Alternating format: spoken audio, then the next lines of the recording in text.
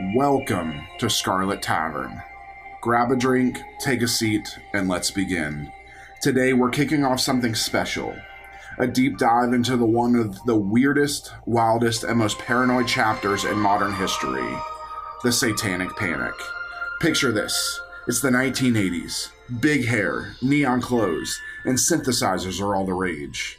But while you're jamming out to your favorite tunes, there's a storm brewing. A storm of fear, suspicion, and, well, a whole lot of folks who thought Satan himself was lurking around every corner. Yes, we're talking about the era when America got spooked by the devil, and suddenly everything from heavy metal albums to Dungeons and Dragons was seen as a one-way ticket to the dark side.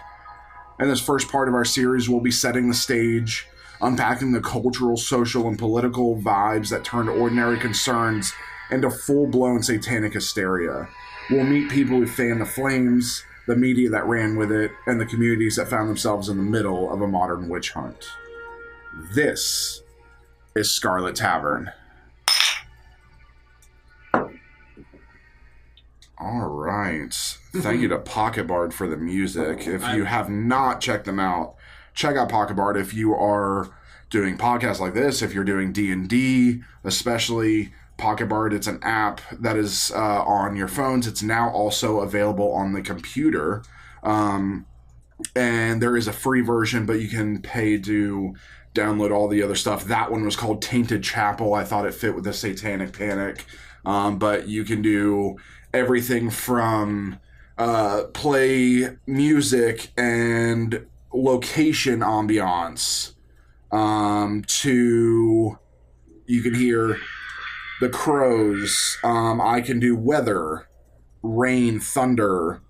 I can have little one-shots, wolves howling, screams, glass breaking. So there's tons of stuff you can do. So check out Pocket Bard. We've been using them for a while now. That's usually the music that you hear at the beginning of all of this is Pocket Bard. So go check them out. They're great.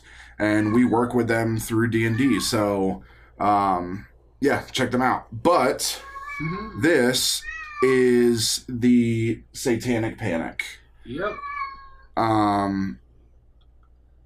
So I guess let's get into it. So don't mind the cat. Michelle Remembers is a discredited book published in 1980, co-authored by Canadian psychiatrist Lawrence Pasder and his patient Michelle Smith, who later became his wife. Is that an ethical violation? Yeah. The book became a bestseller largely due to its sensational claims of satanic ritual abuse that Smith allegedly endured, which were based on the now debunked practice of recovered memory therapy. The publication of Michelle Remembers played a significant role in fueling the Satanic Panic that spread across the United States in the 1980s. Michelle Remembers details the therapy sessions conducted by Lawrence Pasder with his longtime patient, Michelle Smith, during the late 1970s. Pasder began treating Smith in 1973 at his private practice in Victoria, British Columbia. That's the issue. Canadians. Fucking Canadians. In 1976, while treating Smith for depression, I would be depressed if I lived in British Columbia too. It's actually really nice over there. It's actually really pretty. I've been there. I've been to Canada plenty of times. Not this part of Canada? Yeah. I grew up going to Canada. My grandfather owned a cabin on Lake Ontario, so we used to go to Canada every year. I'm sorry you had to go. I'm sorry you had to suffer Lake Ontario. Oh, there was nobody there. There's a reason for that. In 1976, while treating Smith for depression following a miscarriage, she confided that she felt she had something significant to share, but was unable to recall what it was. Shortly after, during a session, Smith reportedly screamed continuously for 25 minutes before beginning to speak in the voice of a 5-year-old child. Good Lord, her throat must have been sore after that. Good. It's not the only... Yeah. Not the only reason. Whoa. I mean, who knows? They did get married. Mm-hmm. Over the next 14 months, Pasder claimed to have spent more than 600 hours using hypnosis to help Smith recover what appeared to be memories of satanic ritual abuse. According to Smith, these events took place when she was 5 years old in 1954 and 55, and involved her mother, Virginia Proby, along with others who she alleged were members of a satanic cult in Victoria. Canadian satanic cults. That's Is that even a thing? Is that even allowed? I don't know. Is Satan even allowed over there? Well, we would have to ask our resident Canadian. Yeah, Ben, is Satan allowed in your home country? Only during hockey season. See, he didn't even refute it this time. Yeah, hey, he is how else Canadian. do you think the Toronto Maple Leafs were able to have a winning season? Your favorite team? I will murder you. You heard it here first. Yeah, his favorite team It is the not Toronto no, it is Maple not. I refute. It is the Sabres. Buffalo Sabres. Buffalo Sabres, he absolutely despises you. So if any of you listen, don't give him season tickets. No, don't do that. Give him season tickets to Toronto. I only hate working for the Sabres. Michelle remembers chronicles the therapy sessions between Lawrence Pasdar and Michelle Smith, during which Smith purportedly recovered memories of horrific satanic rituals she claimed to have been forced to attend as a child. So, church? I mean, I was forced to attend satanic rituals as a child in church. Pasdar asserted that Smith was abused by a group identified as the Church of Satan, which he described as a worldwide organization predating the Christian church. Which is interesting because it's not factual.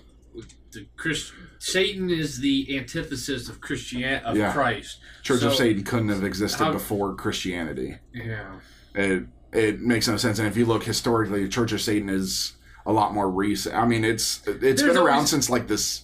The actual physical Church of Satan, I believe, has been around since like the 60s. Something around there. But I mean, Satanism itself and the practice of Satanism has been around since the medieval times, more or less since. But none of it predates the Christian church. No, they definitely don't predate it. According to the book, the first ritual Smith allegedly attended occurred in 1954 when she was 5 years old, culminating in an 81-day ritual in 1955.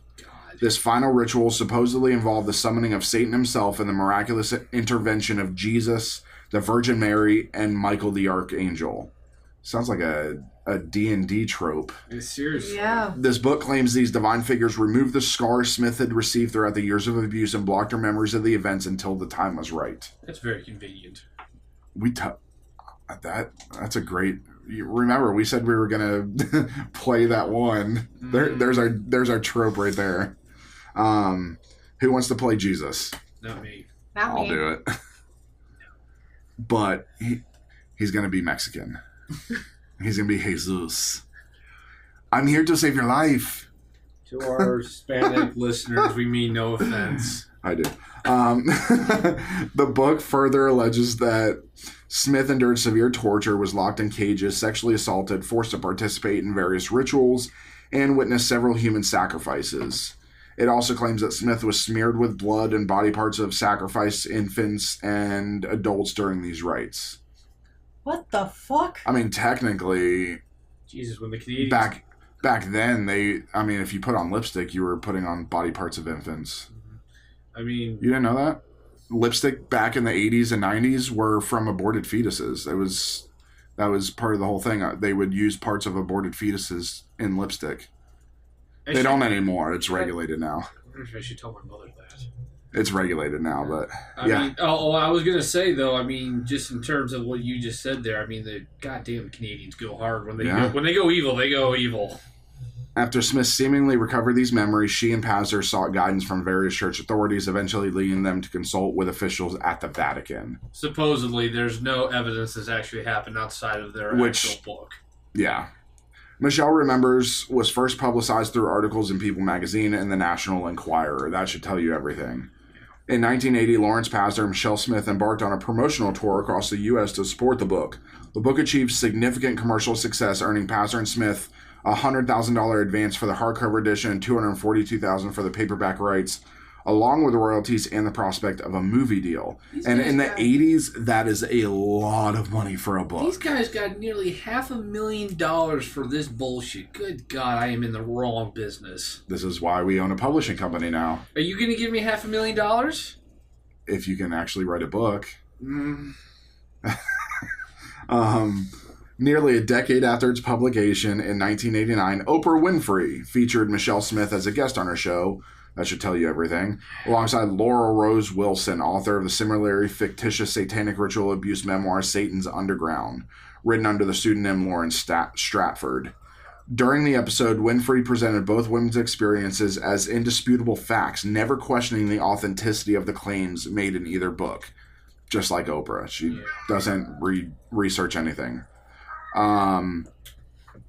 Lawrence Pastor, a credentialed psychiatrist and fellow of the Royal College of Physicians and Surgeons of Canada, claimed that the source materials for Michelle Remembers therapy tapes were thoroughly scrutinized. However, the accuracy of the allegations made in the book was questioned soon after its publication. Following the book's release, Pastor retracted his assertion that the Church of Satan was responsible for the abuse when Anton LaVey, the church's founder, who established it years after the alleged events in Michelle Remembers, threatened to sue for libel. Yeah, that's kind of how I looked a little bit at the Church of Satan in the early years. That's kind of how they got their notoriety. They just kept suing everybody people were blaming them for a ton of shit that they weren't doing. It really was whatever. Listen, obviously I don't follow the Church of Satan. Yeah. Just because I don't have that belief anymore of Satan. But they really don't. They're not child killers. They don't do any of that. These people just want to do what they're doing and be left alone. There have been members of the Church of Satan who have done some pretty fucked up things. There is for Christianity too. Let me finish. As individual members, never official. The church sanctioned me doing it. They're just messed up members. Yeah, Church of Satan. It's gotten everybody's like, oh, it's a cult. They're doing satanic rituals and all of that stuff, but there's no evidence of that. These people just kind of want to be left alone. They're also really a decentralized thing. So if, let's say, the Church of Satan in Albuquerque for whatever is just doing whatever, but the Church of Satan in Phoenix decides to do all kinds of horrible, debauched things, you can't really link one to the other. Yeah. It's a very decentralized thing. but the thing is people try and do that. Oh, yeah, of course they do. It's for publicity. Yeah, and then try and get Church of Satan in trouble and all of that, but then get mad when people do it to the Christian church. The Church of Satan also, they've tried to, I think they just did it in Iowa, they tried to put one of their statues in the Iowa state capitol because of religious freedom. And it did exactly what they wanted to. They got a lot of controversy and a lot of people being idiots about it. Technically it should be allowed. It's religious freedoms. You can't. Well, I think they were allowed to because the Iowa state capitol also featured, I think that it was the Ten Commandments and everything. So that's why they were allowed to. Otherwise, they would never have been allowed to do it. But because they did one, it's like, well, you have to do it because it's religious freedom. So separation of church and state. Exactly. So honestly, the Ten Commandments should never have been in the state capitol at all. Yeah, no. Again, separation of church and state. Exactly. There's a reason we did it, and unfortunately, it's everybody tries to put their foot in the thing every now and again, and it's coming back again. And again, separation of church and state is a big part of the 1980s Satanic Panic, because we'll see as we go on. You had a lot of governments like sheriff's offices, police departments, all of that were getting involved in this when they shouldn't have. Oh, exactly. Yeah, everybody, whenever they have these sensationalized media things, everybody jumps in to get their 15 minutes. Don't quote me on this, but I have a sneaking suspicion that the Satanic Panic is coming back. So in October 27, 1980 article in Maclean's magazine, journalist Paul Gresco interviewed Smith's father, Jack Proby, who denied allegations against Smith's mother, Virginia, who had died in 1964. Proby claimed that he could refute all the allegations made in the book. Gresco also pointed out that the book made no mention of Smith's two sisters, Cheryl, younger, and Tertia, older. nor did it mention that Pastor and Smith, both Catholics, had divorced their respective spouses and later married each other, which was a big deal in the 80s. Additionally, the book fails to reference any police investigations or any attempt by Pastor to involve law enforcement in verifying the accusations. You'd think he would have, picked up the the phone, called due diligence. Yeah, after he found out that supposedly, if this is all true, we've got Someone was dozens of abusing his wife. that, and also people get grown adults and babies getting sacrificed. That's pretty. Yeah, I think that's something worthy of the police. In a 1995 book, researchers found no newspaper record of the car crash described in Michelle Remembers during the specified time frame, despite the fact that a local newspaper reported on all vehicle accidents at the time. Interviews with former neighbors, teachers, and friends, along with a review of Smith's elementary school yearbooks, revealed no indication that Smith was absent from school or missing for extended periods, including the alleged 81-day continuous ceremony. Oh, let's take a break. She's got to go to school. Yeah. The researchers were ultimately unable to find anyone who knew Smith during the 1950s who could corroborate any details of her allegations, probably because they were all sacrificed. Well, the only way that this could happen that nobody would notice is if it was during the summer. I'm not sure. Yeah, but the summer also doesn't typically go 81 days. Yeah. Summer is usually 3 months at the most. Yeah. And that's American school summers. We don't even know what the Canadians had. Yeah.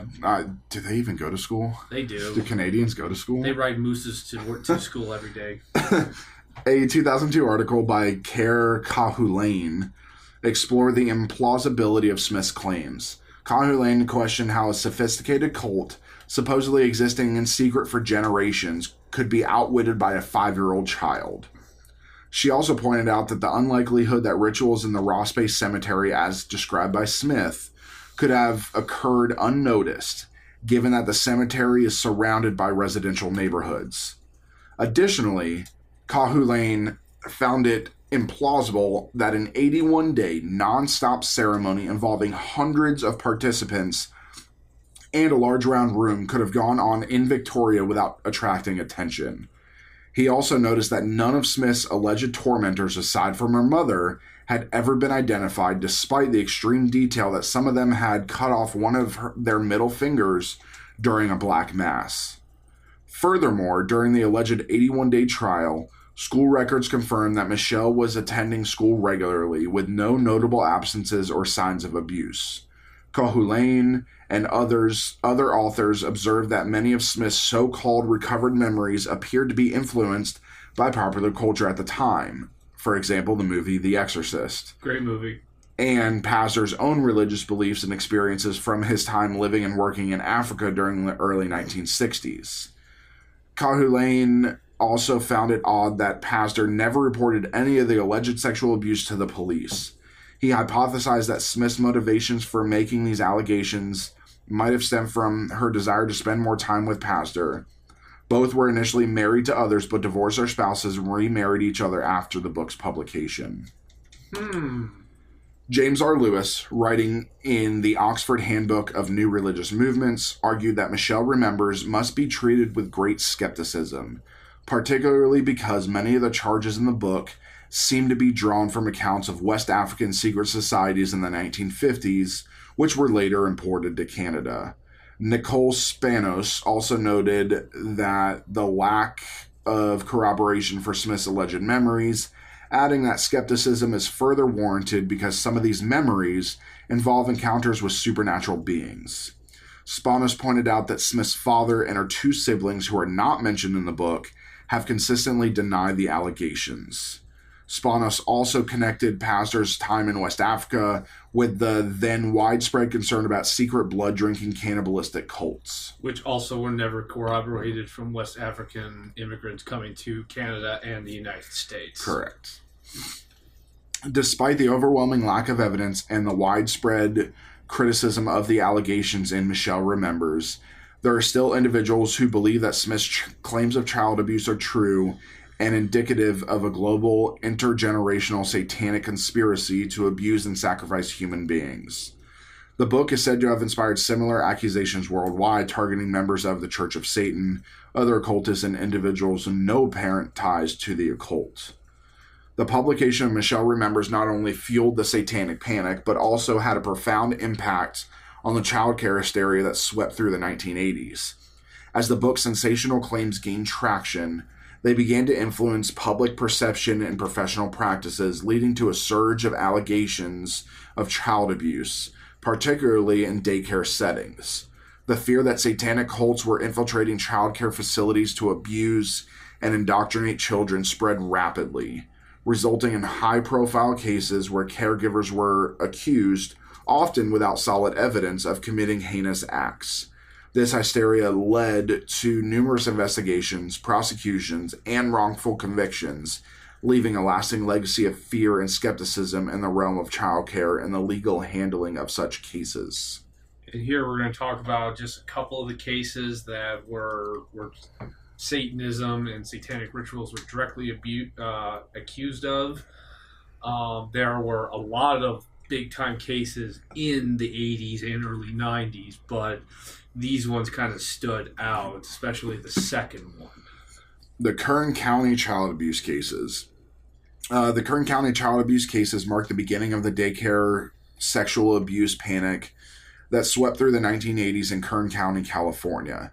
These cases involved accusations of satanic ritual abuse by an alleged sex ring, with claims from as many as 60 children who testified that they had been subjected to abuse.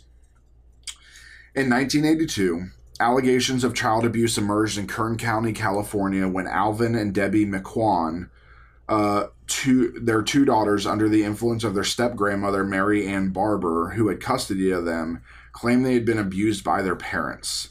They accused the McQuans of being involved in a sex ring that also implicated Scott and Brenda Niffen. The Niffens' two sons also alleged that they had been victims of abuse.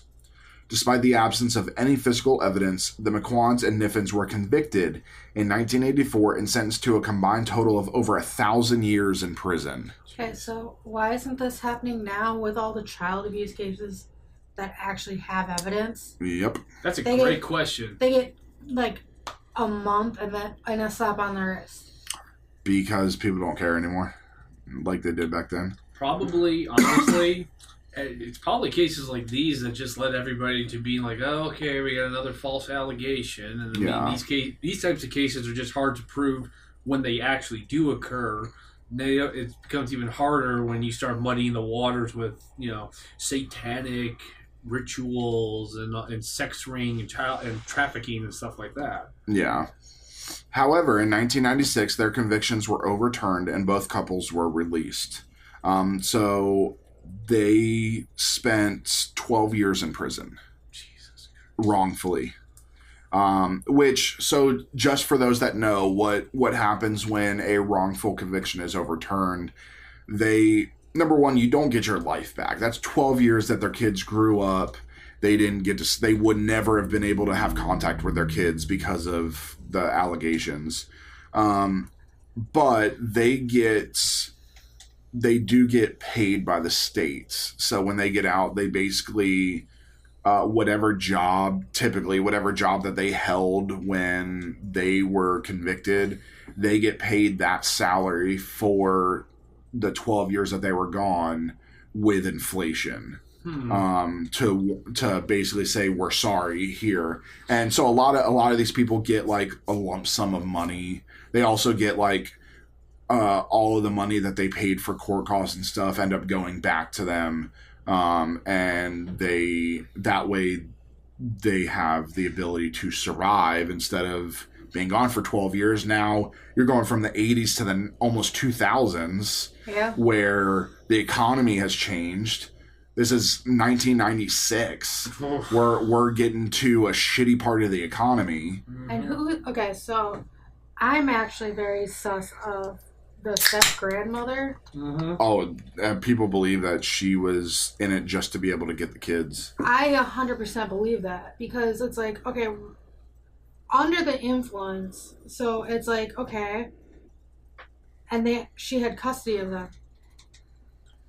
The kid probably said, oh yeah, they spanked me, or something like that, and it got blown completely out of proportion. Yep. The Niffen story was later adapted into a television movie titled Just Ask My Children, which aired on Lifetime in 2001. Lifetime. In total, 6 similar cases occurred throughout Kern County. In one such case, the prosecution relied solely on the testimony of 5 young boys to secure convictions against 4 defendants. John Stoll, a 41-year-old carpenter, received the harshest sentence, 40 years in prison for 17 counts of lewd and lascivious conduct. Years later, in 2004, one of the accusers, Ed Sampley, admitted to a New York Times reporter that he had lied about Stoll's involvement, stating it never happened. After spending 19 years in prison, Stoll's conviction was overturned. In 2009, Stoll successfully sued Kern County and was awarded $5 million in compensation. 19 years in prison, where they probably knew he had been convicted for a sex crime against kids. That man was in hell. Oh, yeah. There's no ifs, ands, or buts about that. I'm surprised he lived for the 19 years. Unless he was able to convince... He was in solitary. That, or he was able solitary. Maybe, or he convinced his fellow prisoners he actually was innocent. In total, the county paid nearly $10 million to settle claims made by former prisoners and alleged victims. Stoll's case was highlighted in a 2007 documentary, Witch Hunt, and the MSNBC also produced a documentary on John Stoll and the broader Kern County cases. In 2004, Sampley and 3 other former accusers returned to the courthouse where they had initially testified against Stoll, this time to recant their accusations, stating that Stoll had never molested them. Now in their late 20s, each of them acknowledged that they had always known Stoll was innocent. Despite these recantations, Stoll's son continued to insist that he had been molested.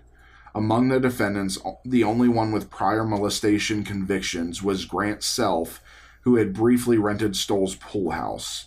Although Stoll had to wait until 2004 for his convictions to be overturned and for his release, Self, with 2 prior child molestation convictions, was sent to a mental hospital for sexual offenders.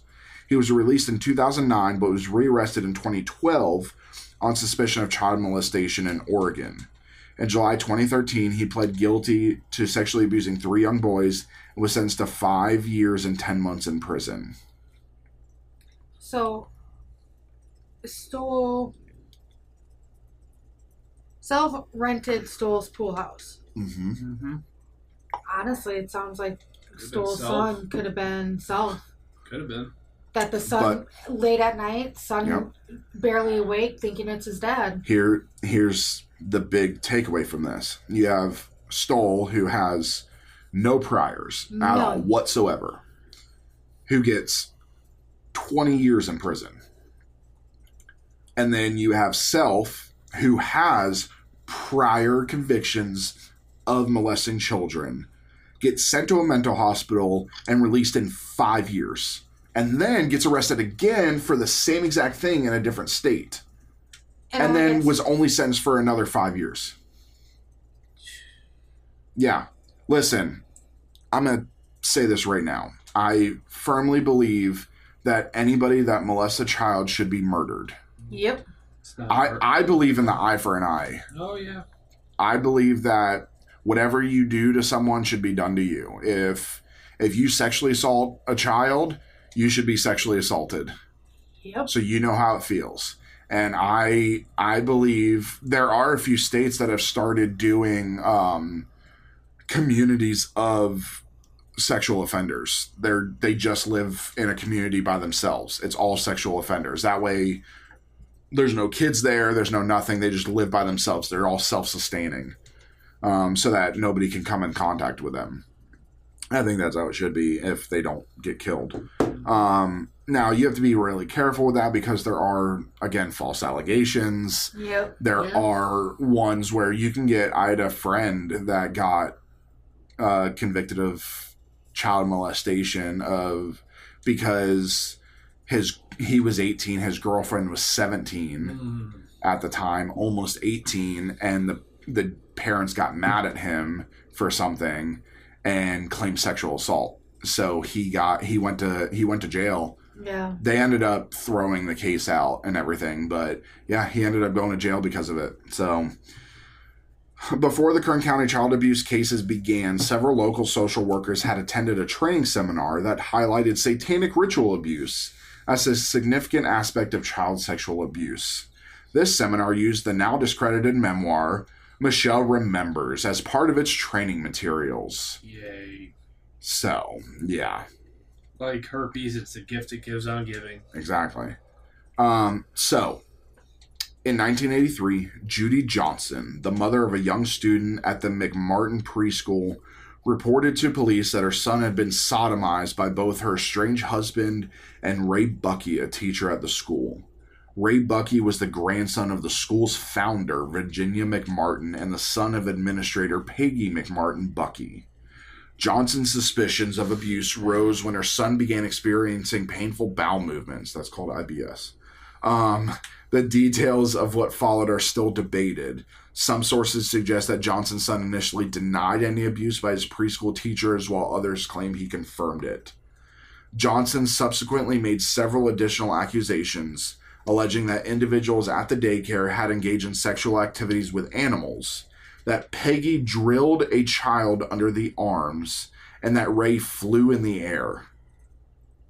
Yes, they actually, initial allegations said that children were flying. No. What? Yeah. My brain hurts. LA County believed this. My brain hurts. Despite these claims, Bucky was questioned by police but was not prosecuted due to a lack of evidence. However, the police escalated the situation by sending a form letter to approximately 200 parents of the students at the McMartin preschool, informing them that their children might have been abused and urging them to question their children. The letter's text reads as follows. September 8th, 1983. Dear parent, this department is conducting a criminal investigation involving child molestation, 288 PC. Ray Bucky, an employee of Virginia's McMartin's preschool, was arrested on September 7, 1983 by this department. The following procedure is obviously an unpleasant one, but to protect the rights of your children as well as the rights of the accused, this inquiry is necessary to complete the investigation. Records indicate that your child has been or is currently a student at the preschool. We are asking your assistance in this continuing investigation. Please question your child to see if he or she has been a witness to any crime or if he or she has been a victim.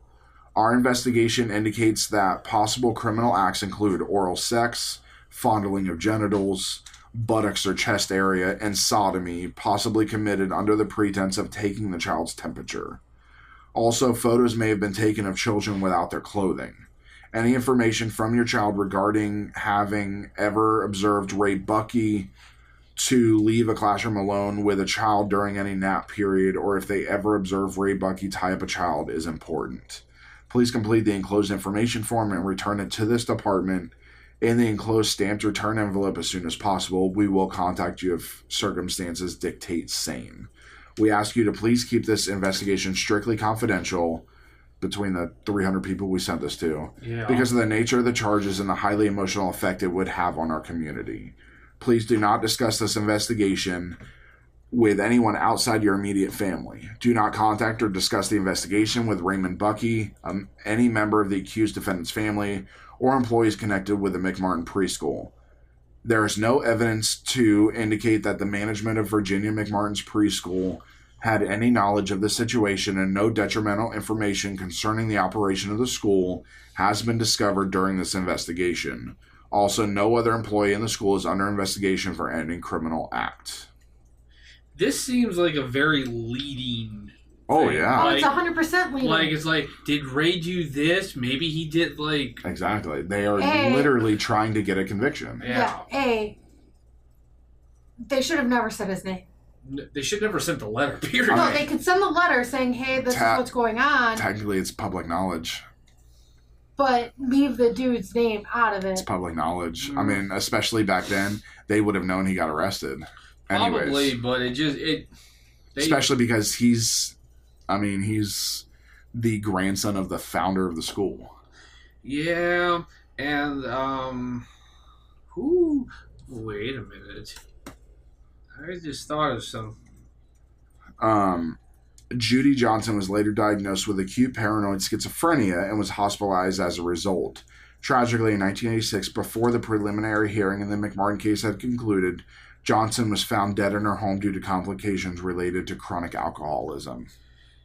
That's what she gets. I also just remembered who was running the LAPD during this time. Our old friend Daryl Gates. We have mentioned him a couple of times in our previous episodes, specifically from season 1, about how of his rampant abuse of the LAPD's policies, also running cover for Scientology, and now apparently trying to railroad an innocent man for molesting children.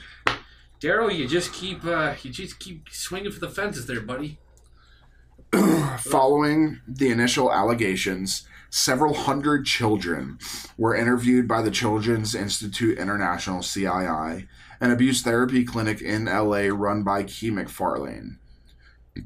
The interviewing techniques employed during these investigations were highly suggestive, often encouraging children to pretend or speculate about alleged events. By the spring of 1984, it was reported that 360 children had claimed that they were abused. Medical examinations were conducted by Astrid Heppenstall-Heiger, who photographed what she believed was minute scarring caused by anal penetration. However, journalist John Earl criticized her findings, suggesting they were based on unverified medical histories. Subsequent research revealed that the questioning methods used on the children were extremely suggestive, leading to false accusations. Some experts believe that the interviewing techniques may have contributed to false memory syndrome among the children. Ultimately, only 41 of the original 360 children testified during the grand jury and pretrial hearings, with fewer than a dozen testifying at the actual trials. Michael P. Maloney, a clinical psychologist and professor of psychiatry, reviewed videotapes of the children's interviews and testified as an expert witness on interviewing children. He was highly critical of the methods used, describing them as improper, coercive, directive, problematic, and adult-directed, which led the children to follow a rigid script. Maloney concluded that many of the kids' statements in the interviews were generated by the examiner. Transcripts and recordings of the interviews showed that adults spoke far more than the children and demonstrated that, despite the coercive techniques, the children were initially resistant to disclosing any abuse. These recordings were crucial in the jury's refusal to convict, as they illustrated how children could be coerced into giving vivid and dramatic testimonies without having experienced actual abuse. The techniques used were found to be contrary to California's existing guidelines for investigating cases involving children and child witnesses. It's just sad that this even got to a trial. Somebody along at some point in the police department or the DA's office should have looked at it, just a handful of these, and been like, I can't use this, and this looks like someone just made this up. Well, and it's good on Michael Maloney calling them out, because he could have just went along with it and just been like, yeah, let's convict him. But he called him out and said, no, this guy didn't do anything. According to the interviews I'm watching, he didn't do anything. So many of the accusations in the McMartin preschool case were described as bizarre, often overlapping with the emerging satanic ritual abuse panic in the 1980s. Surprise, surprise. In addition to claims of sexual abuse, children alleged that they had witnessed witches flying, traveled in a hot air balloon, and were taken through underground tunnels. So they were watching the Magic School Bus. Sounds like it. I've heard that show's been accused of witchcraft. She is a witch. She's totally a witch. Oh yeah, 100%. She's also evil. Everyone loves the Magic School. Oh, she's evil. I know. She threatens the kids. Oh yeah, that's right. She did do that. Yeah. Because if you talk about it, you disappear. In one instance, when shown a series of photographs by the McMartin's lawyers, Danny Davis, child-identified actor Chuck Norris as one of the abusers. And we all know Chuck Norris could never do that. No. Chuck Norris would kill the abusers. They would kill themselves as soon as they heard his name. Some allegations included, and this is the 80s, so this was like heartthrob hunk Chuck Norris. Oh yeah, this is like prime. This is Walker, Texas Ranger Chuck Norris. Yeah, in the 80s, this is Walker, Texas Ranger Chuck Norris. Lone Wolf McQuaid. Yeah, Delta Force. Delta Force, definitely a great one. You love Lone Wolf McQuaid because he has one of your other favorite actors in it. Who? Robert Belton. Oh. So yeah, this was like prime Chuck Norris. So very famous at this time too. So the kids saying that, I mean, obviously the kids wouldn't know because these are young kids. Again, they've probably been coached. Yeah. So some allegations, including stories of secret tunnels beneath the school where abuse supposedly took place. Despite several excavations, no evidence of secret chambers or tunnels was found until you created them. Yeah. Only remnants of old buildings and debris from before the school was constructed. I really wonder how much the city of LA paid to do all this. A lot. Other claims involved orgies at car washes and airports. Yes, please. What and kind of orgies are you having at a car wash? And children being flushed down toilets to secret rooms where they were abused only to be cleaned up and returned to their parents. What the fuck? Were these kids on LSD? I don't. Somebody was. CIA was behind all of this. Another aspect of MK Ultra. Yeah. Some children also mentioned a game called Naked Movie Star, which they claimed involved being photographed nude. However, during trial testimony, some children clarified that Naked Movie Star was actually a rhyming taunt used to tease other children. What you say is what you are. You're a naked movie star. And had nothing to do with being photographed. I've never heard that. You were alive in the 80s. We weren't. Fuck you. Also, that was probably just for that school. Yeah. Judy Johnson, the mother who had made the initial allegations, also made bizarre and impossible claims, such as asserting that Raymond Bucky could fly. I wish. Yeah. While the prosecution argued that Johnson's mental illness was a result of the trial's events, Johnson had previously admitted to being mentally ill. The prosecution withheld evidence of Johnson's mental illness from the defense for 3 years. And when it was finally provided, it consisted of sanitized reports that admitted Johnson's more outlandish statements as directed by the prosecution. Which, that's enough for a mistrial right there. Yep.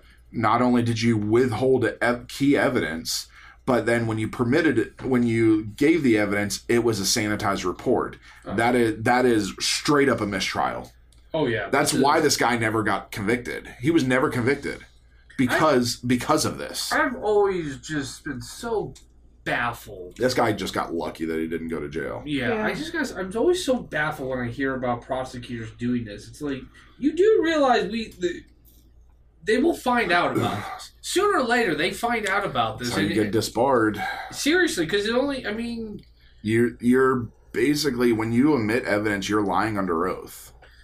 When you enter that courtroom as a lawyer, you are pledging to give the whole truth and nothing but the truth, all the facts.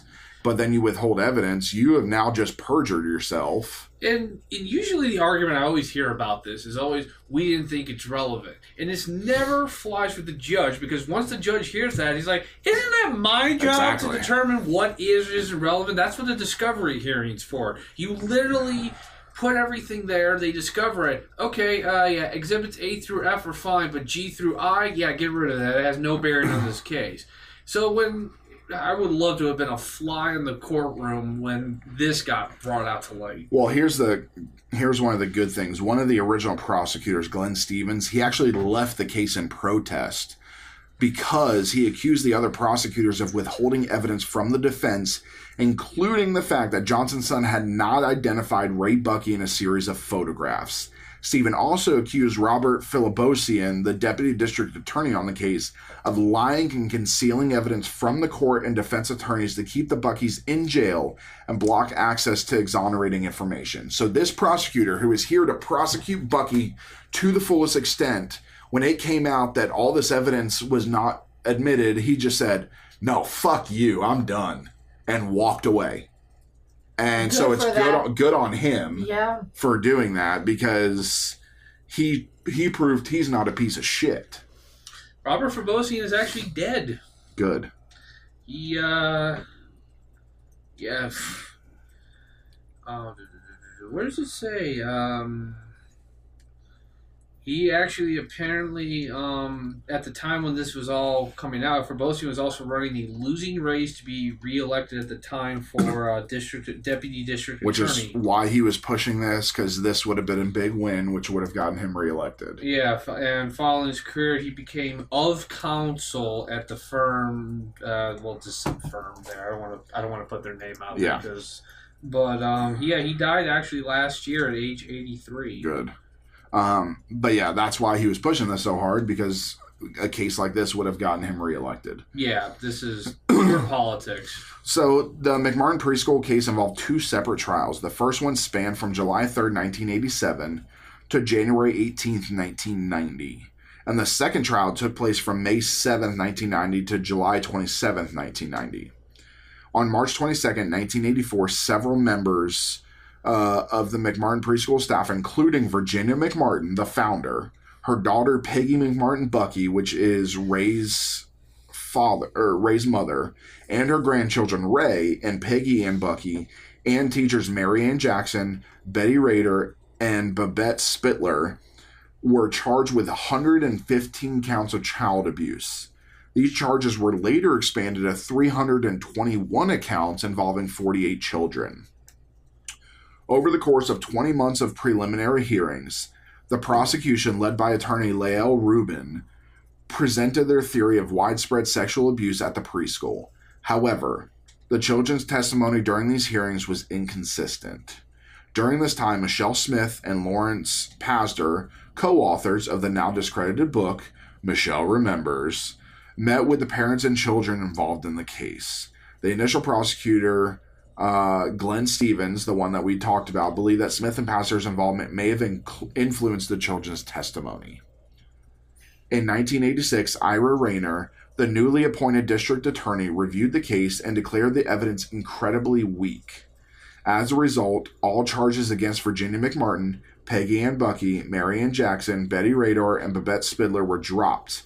However, Peggy McMartin Bucky and Ray Bucky remained in custody awaiting trial, with Peggy's bail set at $1 million and Ray denied bail altogether. The first trial began on July 13th, 1987. The prosecution presented testimony from 7 medical witnesses, while the defense attempted to counter these claims with their own witnesses. However, the judge limited the defense to just one witness in order to expedite the proceedings.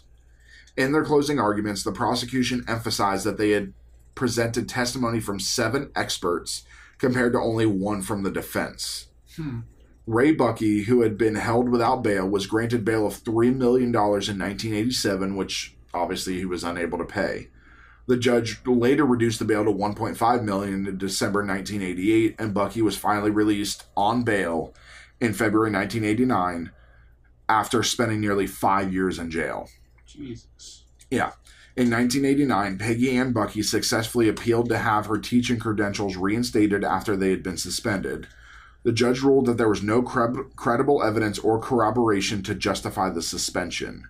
A review of the videotaped interviews with the McMartin children revealed a lack of any evidence implicating Peggy Ann in wrongdoing and raised doubts about the credibility of the children's testimonies and the value of the interviewing techniques used by CII.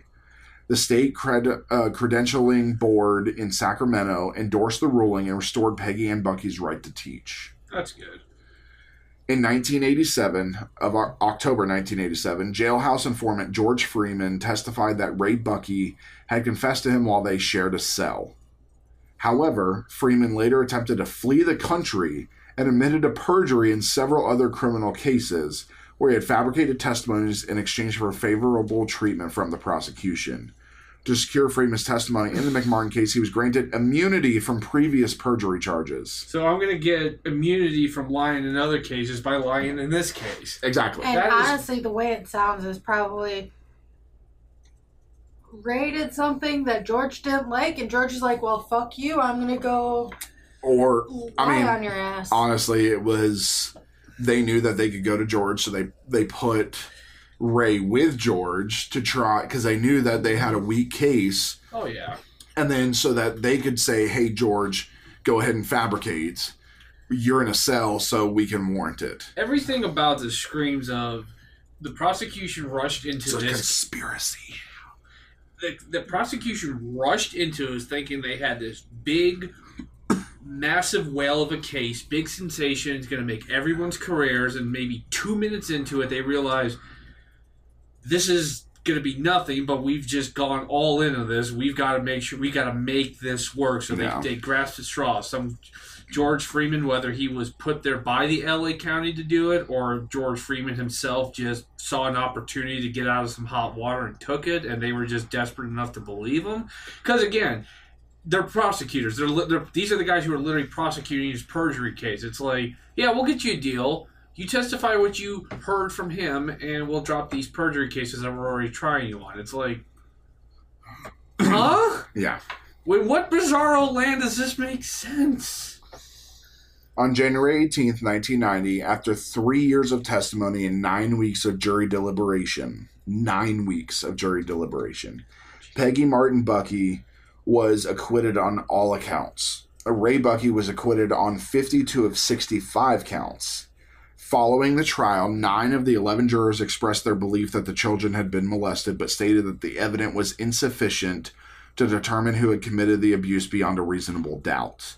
11 of the 13 jurors who remained at the end of the trial voted to acquit Ray Bucky. However, a deadlock occurred due to the refusal of 2 jurors to vote for a not guilty verdict. Ray Bucky was retried on 6 of the 13 counts for which he had not been acquitted on in the first trial. The second trial, which began on May 7, 1990, ended in another hung jury on July 27, 1990. Following this outcome, the prosecution decided not to pursue a further conviction, and the case was closed with all charges against Ray Bucky dismissed. He had spent 5 years in jail without ever being convicted of a crime. Good God. Welcome to California. Seriously. So, in 1988, the New York Times reported that the McMartin preschool case had attracted national attention when authorities speculated that hundreds of children might have been molested and subjected to satanic rituals, and noted that the case had teetered on the brink of a mistrial. Now we're kind of showing you all the some of the nefarious media coverage that happened here. Yeah, media coverage of the case was generally biased towards an uncritical acceptance of the prosecution's narrative. David Shaw of the LA Times later wrote a series of articles which earned a Pulitzer Prize, highlighting the flawed and skewed reporting on the trial by his own newspaper. It wasn't until after the trial that the media began to scrutinize and discuss the significant flaws in the evidence and testimonies presented by witnesses and the prosecution. Could you imagine him walking into the office? They're all like, "You want a Pulitzer? Yeah, for what?" Calling you all out for your shitty work. Oh, shit. Could you imagine if he had... Dude, I'd be putting that Pulitzer right up front and center. Right? Yeah. I would actually request a desk in front of my editor and just be like, "Hey, Mike, what'd you think? Fuck you!" Wayne Satz, a reporter for the LA ABC affiliate television station KABC, played a key role in covering the case. His reporting largely presented an unchallenged view of the allegations made by the children and their parents. Satz later became romantically involved with Key McFarland, the social worker from CII, who was responsible for interviewing the children. Another conflict of interest arose when David Rosenzweig, the editor at LA Times, overseeing coverage of the case, became engaged to marry Lael Rubin, the lead prosecutor in the trial. These relationships and the media's uncritical stance contributed to the widespread public belief in allegations despite the lack of substantive evidence. It also should be noted that Lael Rubin, who is still a lawyer in California, she isn't a prosecutor anymore. As of 2014, the last time she was interviewed about this, she has not made any kind of comment on the proceedings about, now that it's pretty much accepted that there was no evidence, there wasn't anything. She said, and I quote, I'm not comfortable commenting on any of them at this point in time." And this is talking when she was interviewed about the McMartin cases where she was the lead prosecutor.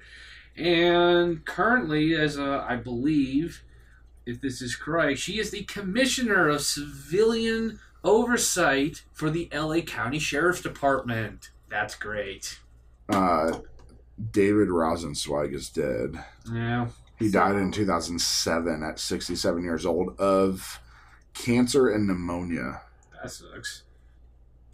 With his wife by his side, Lael Rubin. So it does look like after the trial, Bucky attended law school, reported the Los Angeles Times. He later changed his name and relocated to the Northwest, where he lives with his wife and son. That's good. Glad he got. It sucks. It's horrible what happened to him, but at least he came out a little bit better on there. And I hope to God he got a nice big check that he took from LA. Because God, I would be likely not. 5 years. 5 years with no trial. But he never got convicted. Yeah. It wasn't he was found not guilty. It was he was true. Never convicted. Yeah, that technically there was nothing to overturn. Yeah, that is true. Everything was dismissed. I'm sure they would have probably given him something for that, just so they said, like, here's some money, please don't sue. But yeah, so this is the start of the Satanic Panic. We are going to be delving more in, and as we lead on, this should be about 3 to 4 parts. As we lead on, we're going to start slowly leading into D&D, tabletop games, Pokemon, that kind of stuff, kind of what we touched on last week. And then it's going to kind of come to a crest when we talk about Boys on the Tracks, or also known as the West Memphis 3. Mm-hmm. So we would like to thank you all for listening, and thank you for visiting the Scarlet Tavern. Remember to turn in your glasses, push in your seats, and as always, tip the bard. Good night, everybody. Good night. Good night.